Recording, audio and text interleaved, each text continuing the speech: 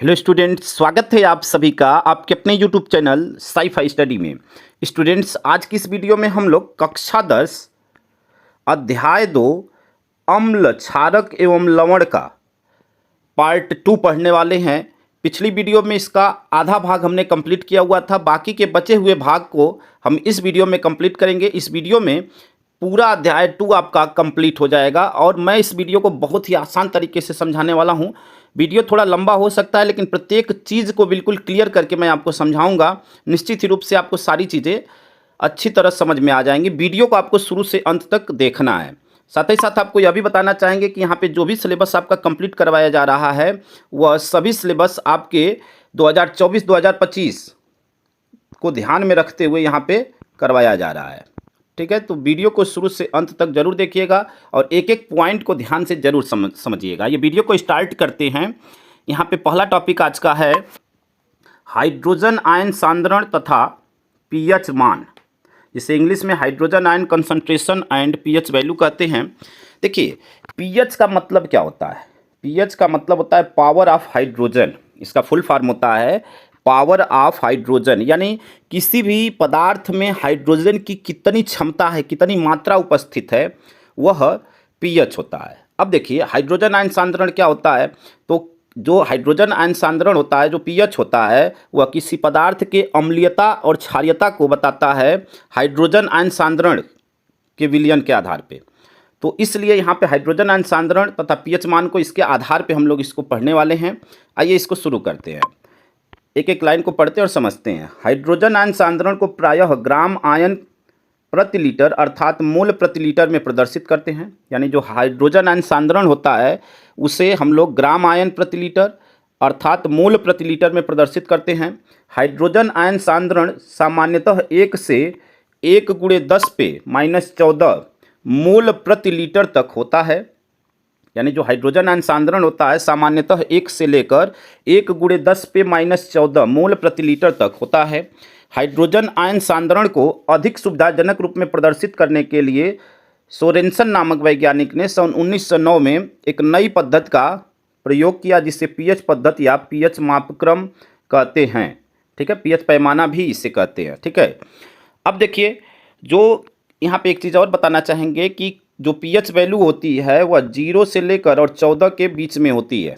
ठीक है, 0 से लेकर 14 के बीच में पीएच वैल्यू होती है। अब इस पद्धति के अनुसार क्या है, इसको समझते हैं। इस पद्धति के अनुसार जो पीएच होता है बराबर होता है -log हाइड्रोजन आयन, यहाँ पे H+ आयन है। ठीक है, -log हाइड्रोजन आयन, या इसी को ऐसे भी लिख सकते हैं बराबर log 1/में में हाइड्रोजन आयन। ठीक है, यह 1/में में हाइड्रोजन आयन है। अब इसके आधार पे यहाँ पे दो परिभाषाएं दी गई, इसको समझते हैं। तो देखिए, यहाँ पे परिभाषा क्या दी गई कि हाइड्रोजन आयनों के मोल प्रति लीटर में सांद्रण के ऋणात्मक लघुगुणक को पीएच कहते हैं। देखिए, यहाँ पे इसी के आधार पे परिभाषा बनाई गई है। हाइड्रोजन आयनों के मोल प्रति लीटर में सांद्रण के ऋणात्मक लघुगुणक को, लॉग का मतलब क्या हुआ, लघुगुणक, और यहाँ पे माइनस लगा हुआ है तो ऋणात्मक लघुगुणक को पीएच कहते हैं। फिर अब इसके आधार पे परिभाषा दी गई। दूसरे शब्दों में हाइड्रोजन आयनों के मोल प्रति लीटर में सांद्रण के व्युत्क्रम में लघुगुणक को पीएच कहते हैं। देखिए, यह 1/में में हाइड्रोजन आयन है, इसलिए व्युत्क्रम बोला गया है यहाँ पे कि हाइड्रोजन आयन के मोल प्रति लीटर में सांद्रण के व्युत्क्रम को लघुगुणक को पीएच कहते हैं। ठीक है, इन दोनों के आधार पे यहाँ पे परिभाषा आपको दी गई है। अब उपरोक्त संबंध को हम लोग इस प्रकार भी प्रदर्शित कर सकते हैं। यहाँ पे इस संबंध को कैसे प्रदर्शित करते हैं कि हाइड्रोजन आयन बराबर होता है 10 पे पावर में यह होगा -pH, यह इस टाइप से है। ठीक है, इस टाइप से उसके पावर में। ठीक है, हाइड्रोजन आयन बराबर 10 पे पावर -pH। अब देखिए, यहाँ पे यदि किसी विलयन में हाइड्रोजन आयन सांद्रण 10 पे -5 मोल प्रति लीटर है तो उसका पीएच मान होगा। देखिए, प्रश्न में क्या कर रहा है, हाइड्रोजन आयन सांद्रण 10 पे -5 मोल प्रति लीटर है तो उसका पीएच मान 5 होगा। अब 5 कैसे होगा यह समझिए। देखिए, यहाँ पे हाइड्रोजन आयन सांद्रण दिया हुआ है, यानी हाइड्रोजन आयन सांद्रण के स्थान पे क्या लिख देंगे, 10 पे -5। ठीक है, देखिए, हाइड्रोजन आयन सांद्रण के स्थान पे क्या लिखेंगे, 10 पे -5, और यह बराबर है 10 पे पावर, यहाँ पे दिया हुआ है। ठीक है ना, यहाँ पे 10 पे पावर -pH। अब यहाँ पे देखिए, दोनों का आधार समान है तो घातें भी समान होंगी, तो माइनस पी एच बराबर -5 हो जाएगा, और माइनस माइनस मिलकर प्लस, यानी इसका पी एच मान क्या हो जाएगा, 5 हो जाएगा। ठीक है, उम्मीद करते हैं कि इस पेज को पूरा अच्छी तरह आप समझ गए होंगे। आइए अगले टॉपिक को देखते हैं स्टूडेंट्स। अगला टॉपिक आपका है दैनिक जीवन में पीएच का महत्व। हमारे दैनिक जीवन में पीएच कहाँ कहाँ उपयोगी है, इसको हम लोग देखते हैं। तो पीएच हमारे शरीर में तथा वातावरण में अनेक क्रियाओं को नियंत्रित करता है। इनमें से कुछ निम्नलिखित हैं। फर्स्ट है हमारे पाचन तंत्र में पीएच का कार्य, work of pH in our digestive system. अब हमारे पाचन तंत्र में पीएच का क्या कार्य होता है, यह देखिए।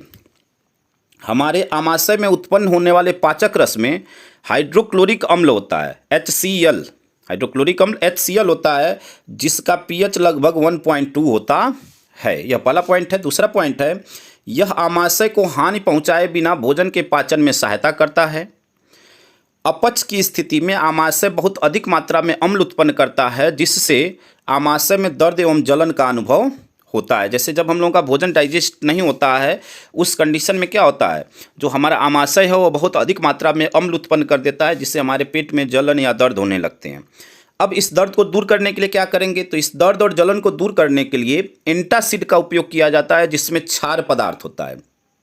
जैसे जब क्षार पदार्थ जब पेट में जाएगा, एंटासिड का उपयोग करते हैं, यानी क्षार पदार्थ जब पेट में जाएगा तो वह अम्ल को न्यूट्रल कर देगा, यानी उसके प्रभाव को समाप्त कर देगा, और तब उस दौरान जो है क्या होगा, जो पेट में दर्द आदि है वह सही हो जाएगा। यह क्षार अम्ल की अधिक मात्रा को उदासीन कर देता है। देखिए, आप बताया हुआ है कि यह जो अम्ल होता है वह क्षार की मात्रा को क्या कर देता है, उदासीन। यहाँ पे क्षार जो है अम्ल की मात्रा को, अधिक मात्रा को उदासीन कर देता है या न्यूट्रल हो जाता है, और फिर वह व्यक्ति जो है क्या हो जाता है, ठीक हो जाता है। ठीक है, तो यह पहला उपयोग था। आइए इसका दूसरा उपयोग देखते हैं। दूसरा उपयोग है आपका पीएच परिवर्तन के कारण दंत क्षय। दंत क्षय का मतलब यानी दांत जो खराब होते हैं, नुकसान दांतों को पहुंचता है, वह pH change as the cause of tooth decay. इसका पहला पॉइंट है, हमारे दांतों पर एक कठोर पदार्थ कैल्शियम फास्फेट की परत होती है।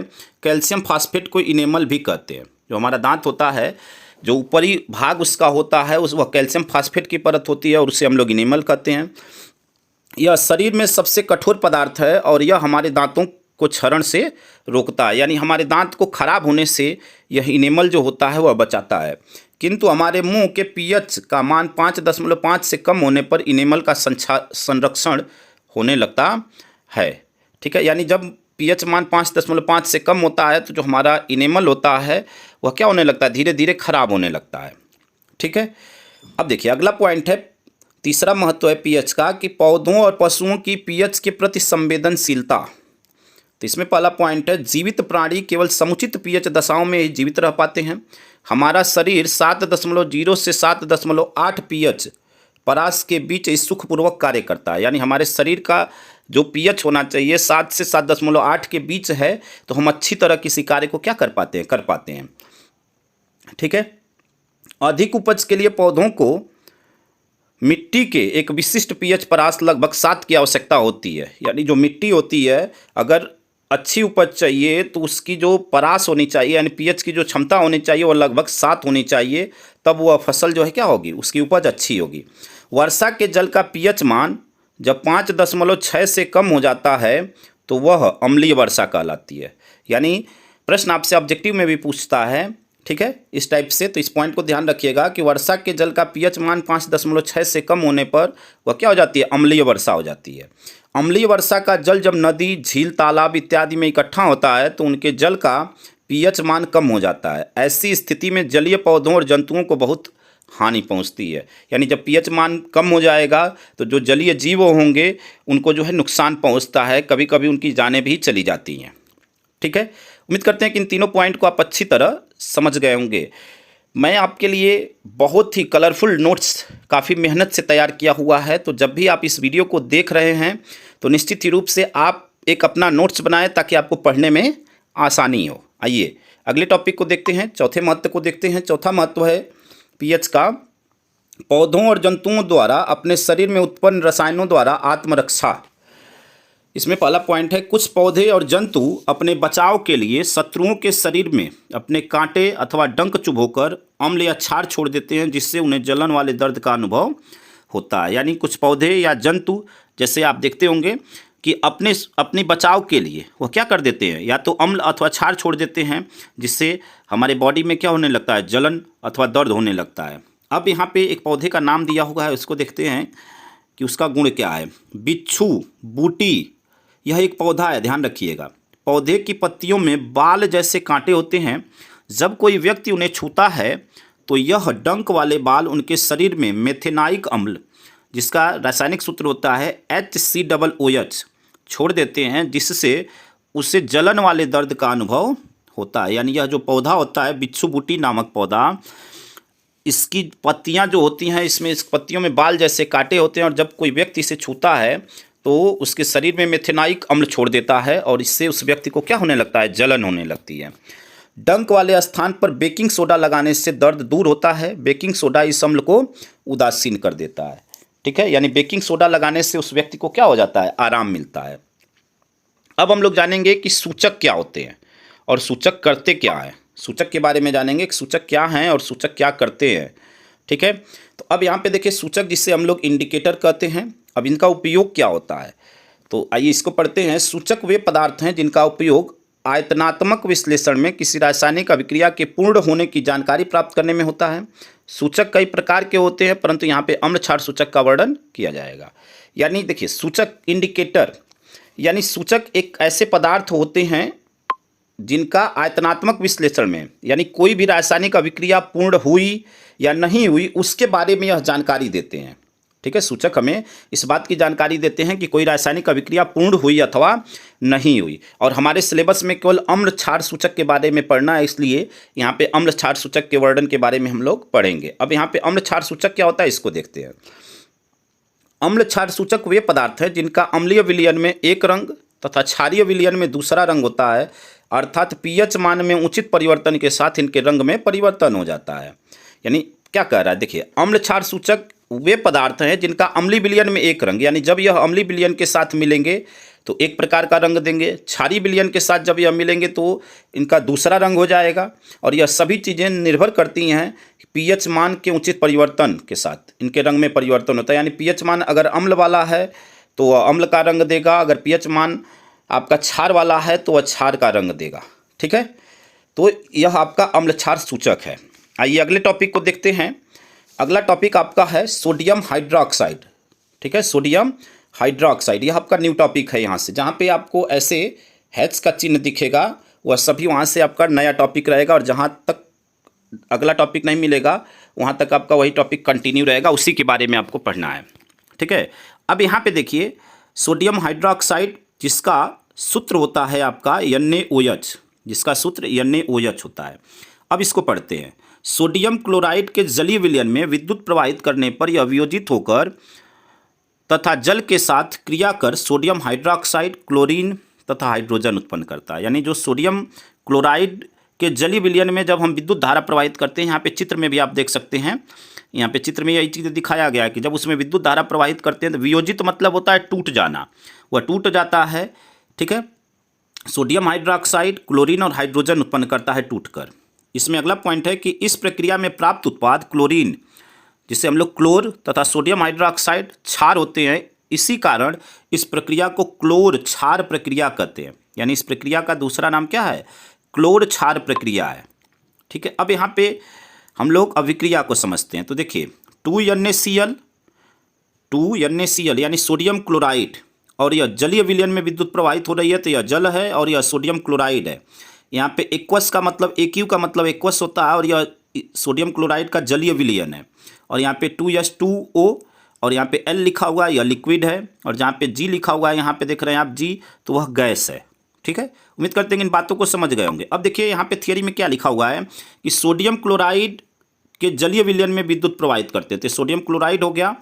ठीक है, अब यह जल से अभिक्रिया कर रहा है, यानी इसका जलीय विलयन, जब इसमें विद्युत धारा प्रवाहित हो रही है तो यह क्या हो रहा है कि अलग अलग चीज़ों में टूट जाता है। यानी किसमें, सोडियम हाइड्रोक्साइड में टूटता है, यहाँ पे दिया हुआ है, तो ये आपका सोडियम हाइड्रोक्साइड है। क्लोरीन में टूटता है तो प्लस Cl2 है, और फिर हाइड्रोजन में टूटता है तो यहाँ पे H2 है। यानी जब सोडियम क्लोराइड के जलीय विलयन में जब विद्युत धारा प्रवाहित करते हैं तो वह NaOH यानी सोडियम हाइड्रोक्साइड में, Cl2 यानी क्लोरीन में, और H2 यानी हाइड्रोजन में यह वियोजित हो जाता है, यानी टूट जाता है। ठीक है, अब देखिए क्लोरीन गैस एनोड यानी प्लस पर तथा हाइड्रोजन गैस कैथोड पर मुक्त होती है, जैसा कि फिगर में आप देख सकते हैं। क्लोरीन देखिए यहाँ पे मिल रही है यानी एनोड है, और हाइड्रोजन कैथोड यानी माइनस पे मिल रहा है। पहले सोडियम आयन एनोड कैथोड पर जाते हैं, जहाँ से वे इलेक्ट्रॉन लेकर उदासीन सोडियम Na में बदलते हैं। सोडियम जल के साथ क्रिया कर NaOH और H2 बनाता है, यानी जो सोडियम है जल के साथ जब अभिक्रिया करता है तो वह सोडियम हाइड्रोक्साइड और हाइड्रोजन बनाता है। तो यहाँ पे अभिक्रिया में यही चीज़ दिखाया गया है कि यहाँ पे सोडियम के 2 परमाणु जल के 2 परमाणु से अभिक्रिया करके सोडियम हाइड्रोक्साइड के 2 परमाणु और हाइड्रोजन यहाँ पे बन रहा है। ठीक है, उम्मीद करते हैं कि यहाँ तक बिल्कुल अच्छी तरह समझ गए होंगे आप। यह फिगर आपको बनाना है, यहाँ पे जो फिगर यह दिया गया है, जब आप कॉपी पे अपने नोट करेंगे, अपना नोट्स बनाएंगे, तो यह फिगर आपको बनाना है। अगर एग्जाम में आता है तो एग्जाम में भी आपको यह फिगर बनाना है। यह जितना भी आपको थियरी में समझाया वही चीज़ें यहाँ पे फिगर में दिया हुआ है कि कैथोड पे क्या मिल रहा है, एनोड पे क्या मिल रहा है। ठीक है, आइए अगला टॉपिक देखते हैं। अगला टॉपिक है सोडियम हाइड्रोक्साइड NaOH के उपयोग। इसके क्या क्या उपयोग है यह देखते हैं। सोडियम हाइड्रोक्साइड का प्रयोग धातुओं से ग्रीज हटाने के लिए किया जाता है। इसका प्रयोग साबुन तथा अपमार्जक बनाने के लिए तथा कागज़ और कृत्रिम फाइबर उद्योगों में किया जाता है, यानी साबुन बनाने में, उसके अपमार्जक में, कागज़ और कृत्रिम फाइबर के उद्योगों में इसका प्रयोग किया जाता है। हाइड्रोजन ईंधन के रूप में खाद्य वनस्पति तेल से मार्गरीन यानी जिसे वनस्पति घी कहते हैं बनाने में तथा अमोनिया बनाने में प्रयोग की जाती है। अमोनिया खाद बनाने में इसका प्रयोग किया जाता है, और यह PVC जिसका फुल फॉर्म होता है पॉलीविनाइल क्लोराइड नामक प्लास्टिक के बनाने में भी प्रयोग की जाती है, और यह विरंजक चूर्ण तथा हाइड्रोक्लोरिक अम्ल बनाने में भी प्रयोग किया जाता है, यानी विरंजक चूर्ण और हाइड्रोक्लोरिक अम्ल HCl को बनाने में इसका प्रयोग किया जाता है। विरंजक चूर्ण के बारे में अभी आगे आप पढ़ने वाले हैं। ठीक है, तो यह सोडियम हाइड्रोक्साइड का उपयोग है। ये अगले टॉपिक को देखते हैं। अगला टॉपिक आपका है धावन सोडा। ठीक है, धावन सोडा, और देखिए सभी का इंग्लिश नाम जानना जरूरी है, क्योंकि इसको जब एग्जाम में पूछता है तो धावन सोडा या वाशिंग सोडा कुछ भी लिख देता है। तो वाशिंग सोडा मतलब लिखता आपको हिंदी में है, यहाँ पे मैंने इंग्लिश में लिखा हुआ है, लेकिन आपके एग्जाम में धावन सोडा या वाशिंग सोडा कोई भी नाम दे तो आपको कन्फ्यूज नहीं होना है। ठीक है, जिसका भी इंग्लिश नाम लिखा गया उसको आपको ध्यान रखना है, क्योंकि इस नाम से भी आपके एग्जाम में पूछता है हिंदी लिखकर ऐसे ही। इसका रासायनिक नाम क्या है? सोडियम कार्बोनेट डेका हाइड्रेट, और इसका अणु सूत्र है Na2CO3 × 10H2O। ठीक है, इसका आपको रासायनिक नाम अणु सूत्र आपको याद रखना है। अब पढ़ेंगे हम लोग निर्माण की प्रयोगशाला विधि, लेबोरेटरी मेथड ऑफ प्रिपरेशन, यानी कैसे इसे तैयार किया जाता है। तो प्रयोगशाला में सोडियम कार्बोनेट Na2CO3 बनाने के लिए कास्टिक सोडा NaOH विलयन में कार्बन डाइऑक्साइड CO2 गैस प्रवाहित करते हैं। अभिक्रिया के पश्चात सोडियम कार्बोनेट का जलीय विलयन प्राप्त होता है, यानी जब सोडियम हाइड्रोक्साइड, ठीक है, जिसे हम लोग कास्टिक सोडा कहते हैं NaOH, जब वह CO2 के साथ अभिक्रिया करता है तो यह सोडियम कार्बोनेट बनाता है, और क्या बनता है आपका? जल प्राप्त होता है।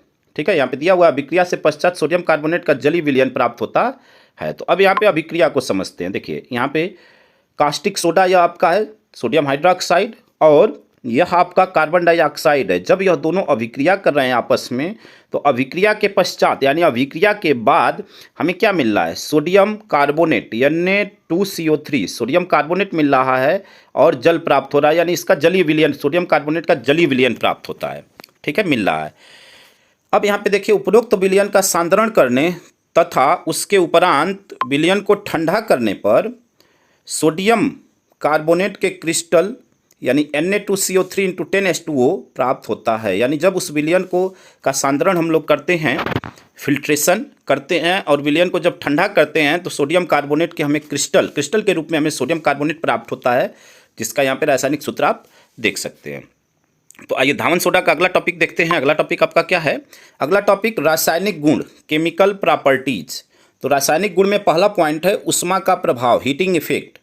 तो क्रिस्टलीय सोडियम कार्बोनेट को शुष्क हवा में खुला छोड़ने पर या हल्का गर्म करने पर इसके क्रिस्टलन जल का अधिकांश भाग वायुमंडल में चला जाता है तथा Na2CO3 × 10H2O बनता है। अब इसी चीज़ को अभिक्रिया के माध्यम से देखते हैं। देखिए क्या बोल रहा है, यहाँ पे बोला हुआ सोडियम कार्बोनेट को शुष्क हवा में खुला छोड़ने पर, यानी यहाँ पे सोडियम कार्बोनेट, यहाँ पे sodium carbonate Na2CO3 into 10H2O, इसको जब शुष्क हवा में खुला छोड़ने पर, यहाँ पे एरो के ऊपर आप लिख सकते हैं खुला छोड़ने पर, चाहे शुष्क हवा बस लिख सकते हैं, ठीक है। जब यह खुला छोड़ते हैं या इसे हल्का गर्म करते हैं तो क्रिस्टलन जल का अधिकांश भाग, जो क्रिस्टलन जल का अधिकांश भाग है वह क्या हो जाता है, वायुमंडल में चला जाता है और क्या बनता है, Na2CO3 इंटू H2O बनता है। तो यहाँ पे आप देख रहे हैं कि Na2CO3 H2O बन रहा है और इसका अधिकांश भाग कहाँ चला जाता है, वायुमंडल में चला जाता है। इसका दूसरा है, रासायनिक गुण का दूसरा पॉइंट है जल अपघटन, हाइड्रोलिसिस।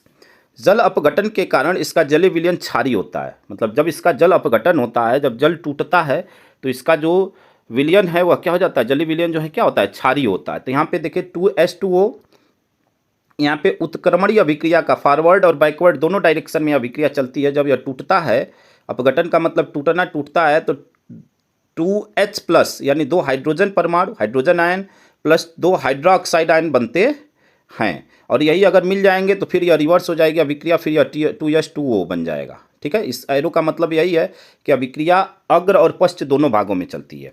दूसरा रिएक्शन है यहाँ पे कि सोडियम आयन और हाइड्रोक्साइड आयन जब यह मिल रहे हैं तो यह मिलकर सोडियम हाइड्रोक्साइड बना रहे हैं यहाँ पे, ठीक है, सोडियम हाइड्रोक्साइड बना रहे हैं।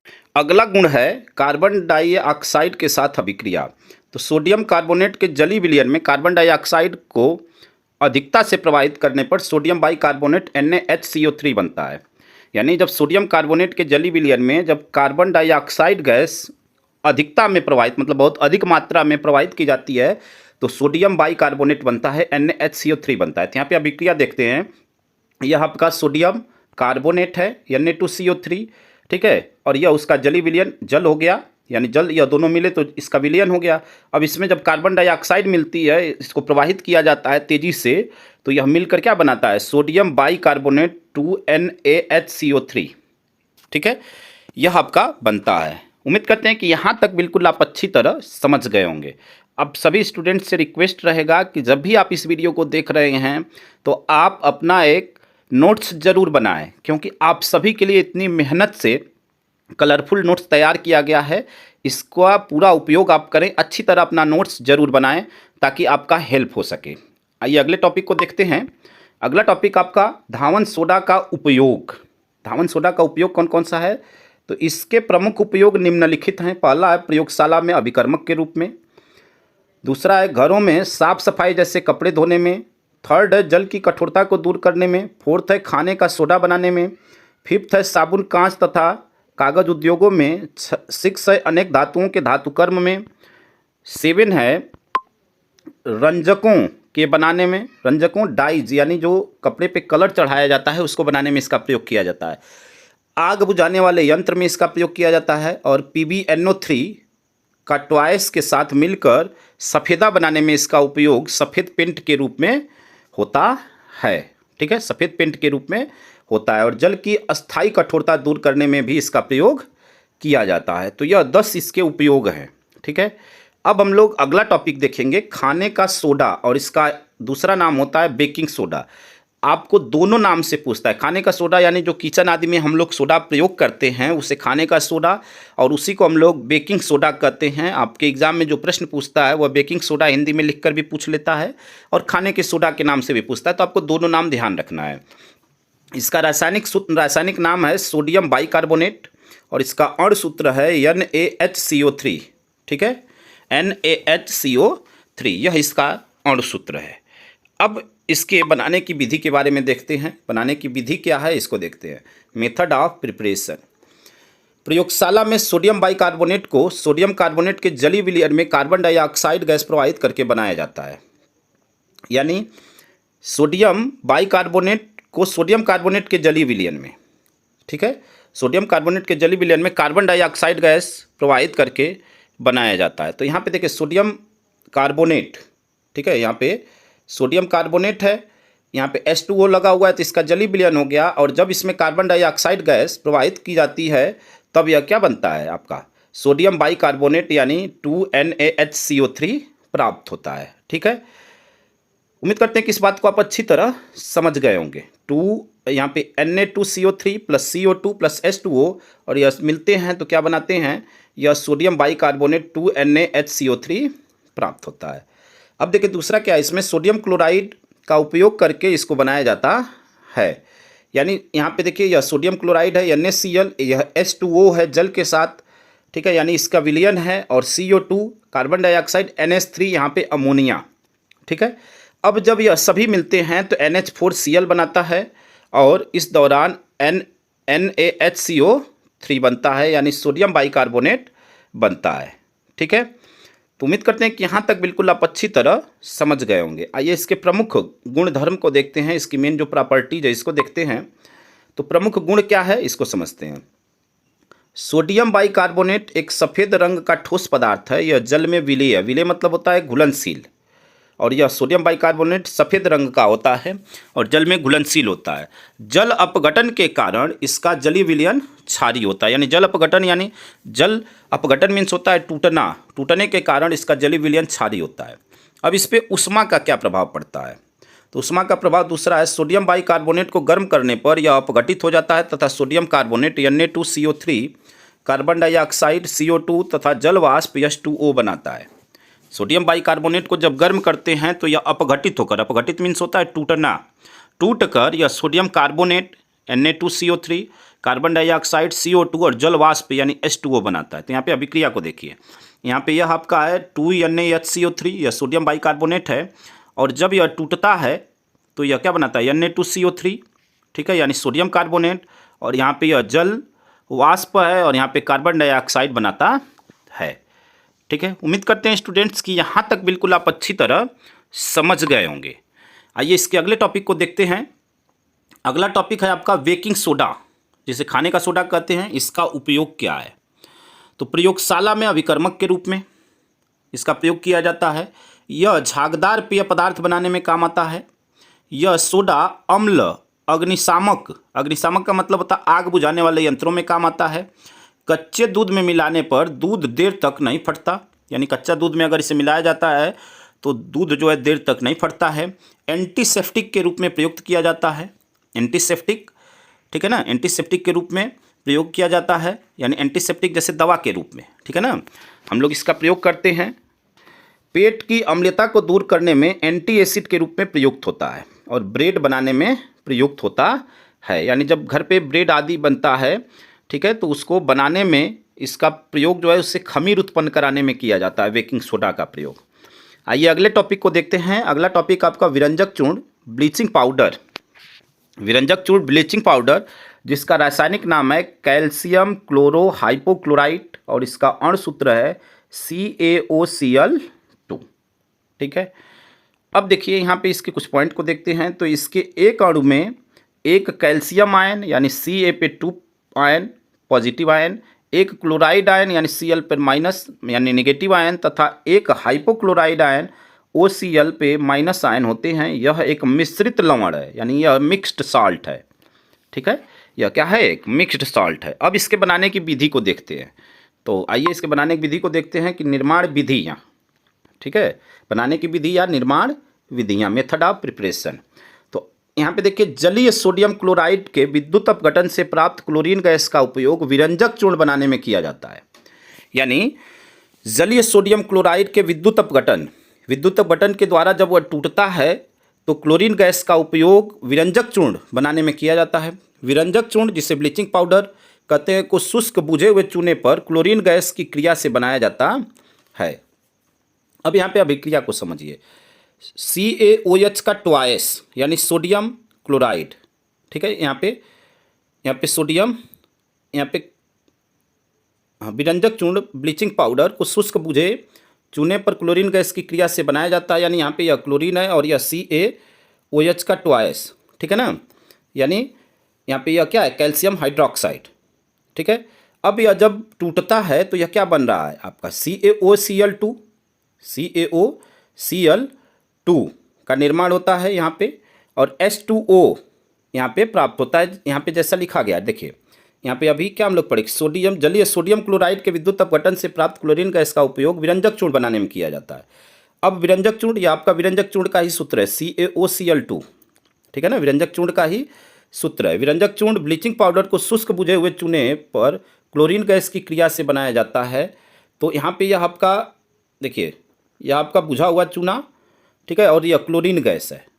जब यह दोनों अभिक्रिया कर रहे हैं तो यह CaOCl2 और यहाँ पे जल प्राप्त होता है, ठीक है। अब देखिए इसके सामान्य गुण क्या है। तो सामान्य गुण, यह हल्के पीले रंग का चूर्ण होता है, यह जल में विलेय है। यह हल्के पीले रंग का चूर्ण होता है, यह जल में विलेय है, यानी यह सफ़ेद रंग का चूर्ण होता है, यह जल में घुलनशील है। दूसरा पॉइंट है कि ब्लीचिंग पाउडर धीरे धीरे स्वयं अपघटित होता रहता है तथा कैल्शियम क्लोराइड और कैल्शियम क्लोरेट बनाता है। जो ब्लीचिंग पाउडर होता है वह धीरे धीरे खुद अपघटित यानी टूटता रहता है और यह कैल्शियम क्लोराइड और कैल्शियम क्लोरेट बनाता है। यहाँ पे अभिक्रिया आप देख सकते हैं कि यहाँ पे 6CaOCl2 यह ब्लीचिंग पाउडर है, ठीक है। जब यह टूटता है तो 5CaCl2 और CaClO3 का ट्वाइस, ठीक है। तो यहाँ पे यह दो भागों में यानी कैल्शियम क्लोराइड, यह आपका है कैल्शियम क्लोराइड और यह कैल्शियम क्लोरेट में बदल जाता है, टूट जाता है। अगला पॉइंट यहाँ पे है कि यह कार्बन डाइऑक्साइड से क्रिया करके क्लोरीन गैस बनाता है। यह कार्बन डाइऑक्साइड से क्रिया करके क्लोरीन गैस बनाता है। अगला पॉइंट है तनु अम्लों के साथ क्रिया करके भी यह क्लोरीन गैस प्रयुक्त करता है। अगला पॉइंट है कि जल के साथ क्रिया करके यह नवजात ऑक्सीजन बनाता है जो विरंजक क्रिया का कार्य करती है। और अगला पॉइंट है कोबाल्ट क्लोराइड उत्प्रेरक की उपस्थिति में भी अपघटित होकर ऑक्सीजन गैस बनाता है। यानी कोबाल्ट क्लोराइड जब उत्प्रेरक की उपस्थिति में अपघटित होता है तो यह ऑक्सीजन गैस बनाता है। उम्मीद करते हैं कि यहाँ तक बिल्कुल आप अच्छी तरह समझ गए होंगे। आइए इसके उपयोग को देखते हैं। तो विरंजक चूर्ण के उपयोग, इसका उपयोग क्या है इसको समझते हैं। तो यहाँ पे पहला पॉइंट है कि ब्लीचिंग पाउडर विभिन्न पदार्थों में उपस्थित कुछ यौगिकों के साथ क्रिया करके क्लोरीन या नवजात ऑक्सीजन बनाता है जो प्रबल ऑक्सीकारक होने के कारण उन पदार्थों के रंगों को उड़ा देती है। यानी जो ब्लीचिंग पाउडर है वह अलग अलग विभिन्न जो पदार्थ होते हैं उसमें उपस्थित जो यौगिक होते हैं उससे क्रिया करके वह क्लोरीन या नवजात ऑक्सीजन बनाता है जो कि एक प्रबल ऑक्सीकारक है, जिसके कारण जो पदार्थ होते हैं उनके रंग जो है क्या हो जाते हैं, उड़ जाते हैं। दूसरा है अतः ब्लीचिंग पाउडर का उपयोग विभिन्न पदार्थों, कपड़ों, फर्नीचर, कागज आदि के रंगों के उड़ाने यानी विरंजन में किया जाता है। इसी कारण इसे विरंजक चूर्ण कहते हैं। यानी ब्लीचिंग पाउडर का जो दूसरा नाम होता है वह क्या होता है, विरंजक चूर्ण होता है। इसीलिए यहाँ पे हेडिंग में हमने विरंजक चूर्ण लिखा हुआ है, ठीक है। इस बात को आपको ध्यान रखना है और इसका दूसरा नाम भी ध्यान रखना है, ब्लीचिंग पाउडर। विरंजक चूर्ण या ब्लीचिंग पाउडर यह दोनों एक ही चीज़ें हैं। अगर प्रश्न में आपसे कुछ भी पूछता है तो यही चीज़ लिखना है, ठीक है। यह दोनों नाम एक ही है। अब यहाँ पे तीसरा है इसका उपयोग जीवाणुनाशक के रूप में तथा कुछ यौगिकों को बनाने में भी किया जाता है। यानी इसका उपयोग जीवाणुनाशक यानी जीवों को मारने के रूप में और कुछ यौगिकों को बनाने में भी इसका प्रयोग किया जाता है। और इसका उपयोग कहाँ पे है, रासायनिक उद्योगों में उपचायक के रूप में भी इसका उपयोग किया जाता है और पेय जल को जीवाणु रहित करने के लिए इसका प्रयोग किया जाता है। आप लोग देखते होंगे कि जो पानी की जो टंकी होती है टाउन एरियाज या डिस्ट्रिक्ट आदि में उसकी जो सप्लाई होती है तो उसमें ब्लीचिंग पाउडर का प्रयोग किया जाता है ताकि वह जीवाणुओं से बच सके, ठीक है। तो उम्मीद करते हैं कि यहाँ तक बिल्कुल आप अच्छी तरह समझ गए होंगे। आइए अगले टॉपिक को देखते हैं। अगला टॉपिक है आपका प्लास्टर ऑफ पेरिस और इसका रासायनिक नाम है calcium sulphate hemihydrate. Calcium sulphate hemihydrate और इसका अणुसूत्र होता है स्टूडेंट्स, काफ़ी बड़ा है, ध्यान से समझिएगा, CaSO4 × 1/2 H2O या CaSO4 का ट्वाइस × H2O। जब ब्रैकेट लगाकर यहाँ पे 2 लगा हुआ है और यह 2 देखिए नीचे की तरफ रहेगा, ठीक है ना, यह बात ध्यान रखिएगा, ब्रैकेट के बाद नीचे की तरफ ऐसे, ठीक है। तो CaSO4 का ट्वाइस पढ़ते हैं × H2O। तो यह इसका अणुसूत्र है, यह आपको याद रखना। अब इसके बनाने की विधि और उपयोग के बारे में हम लोग समझेंगे। तो बनाने की विधि क्या है यहाँ पे, इसको देखते हैं। इसको बनाने की विधि देखते हैं।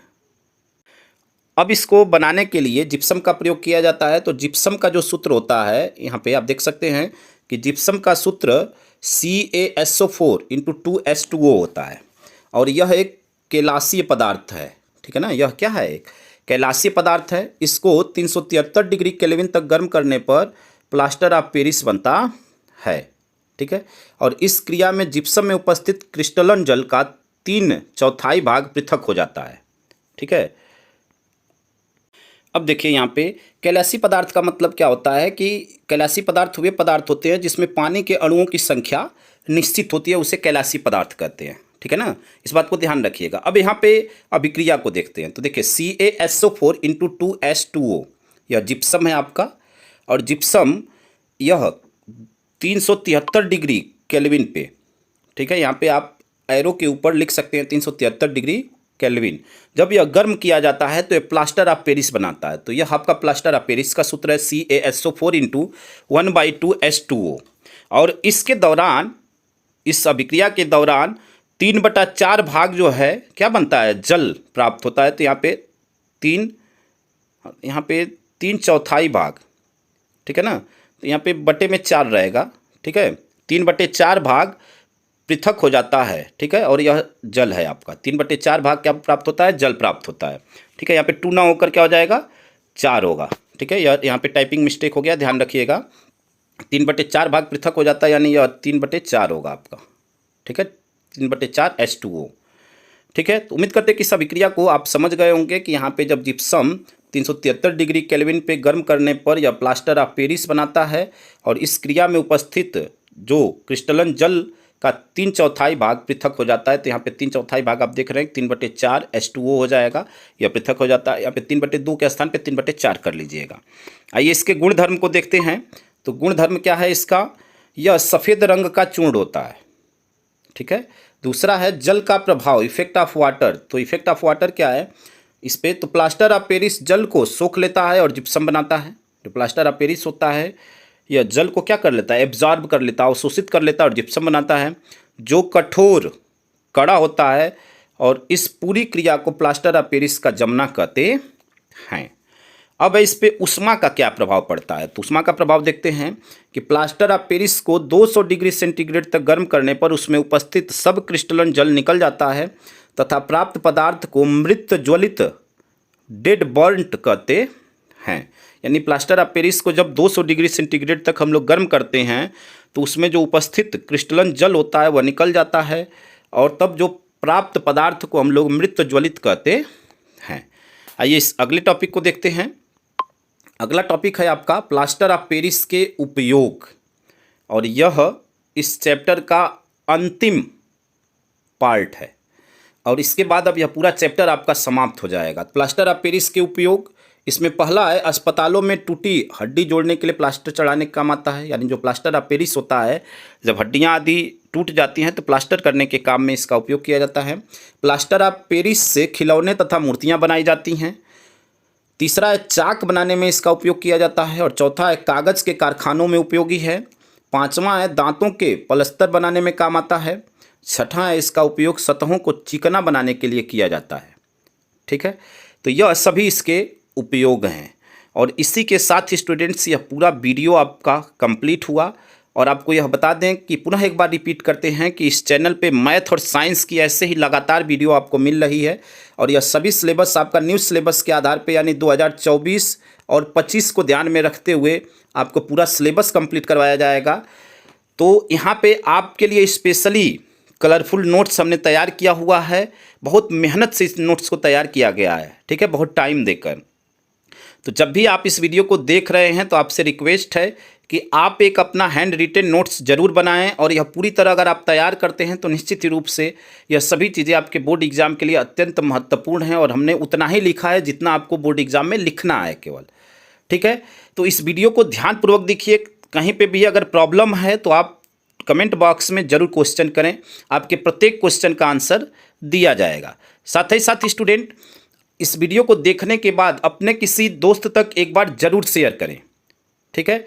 सब्सक्राइब करना ना करना आपकी इच्छा के ऊपर है, लेकिन अपने दोस्त तक शेयर करें ताकि उन तमाम स्टूडेंट्स का हेल्प हो सके जिनको सोचकर हमने इस वीडियो को बनाया है, जो कोचिंग आदि नहीं कर पाते हैं, उन सभी विद्यार्थियों के पास तक यह वीडियो पहुंच जाए। आप सभी विद्यार्थियों का धन्यवाद। जय हिंद, जय भारत, वंदे मातरम।